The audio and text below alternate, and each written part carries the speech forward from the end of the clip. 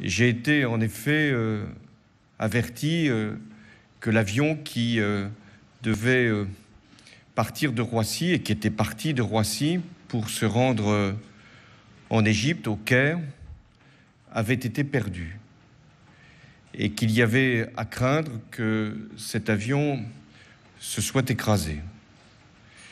Les informations que nous avons pu recueillir, le Premier ministre, les membres du gouvernement et bien sûr les autorités égyptiennes, nous confirment hélas que cet avion s'est abîmé et s'est perdu.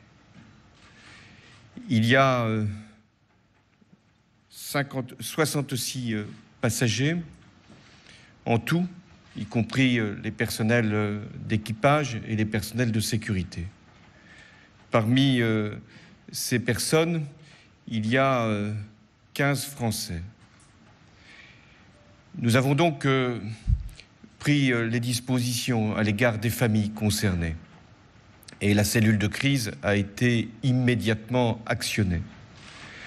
Avec les autorités égyptiennes, nous faisons en sorte que toutes les familles puissent être accompagnées, informées dans cette épreuve. Et nous avons une pensée de solidarité et de compassion. Ce n'est pas la première fois que de telles catastrophes se produisent.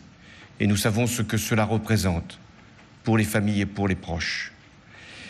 Mais nous avons aussi le devoir de tout savoir, de tout connaître sur les causes de ce qui s'est produit. Et aucune hypothèse n'est écartée, aucune n'est privilégiée. J'ai donc voulu que tout soit mis à disposition des autorités grecques et des autorités égyptiennes pour qu'en liaison avec elles, nous puissions envoyer bateaux et avions pour connaître là où l'avion s'était échoué et pour retrouver autant qu'il était possible des débris qui nous permettent de connaître et de savoir la vérité. Et lorsque nous aurons la vérité, nous devrons en tirer toutes les conclusions. Que ce soit un accident ou une autre hypothèse que chacun a à l'esprit, qui peut être une hypothèse terroriste.